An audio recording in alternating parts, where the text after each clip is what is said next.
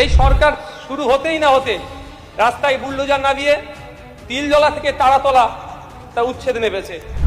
সমাজের গরিব, নিম্নবিত্ত, নিম্ন মধ্যবিত্তদের উপরে যেভাবে নির্বিচারে বুলডোজার চলছে, একদিকে আদালতের গাইডলাইনকে অমান্য করে, অপরদিকে সরকারের ন্যূনতম যে প্রোটোকল, যে পরিকাঠামো আছে সেটাকে তোয়াক্কা না করেই দোকান ঘর গুমটি নির্বিশেষে বুলডোজার চালাচ্ছে। ফলে তাদের রুজিরুটি, বাসস্থানের সংকট দেখা দিচ্ছে।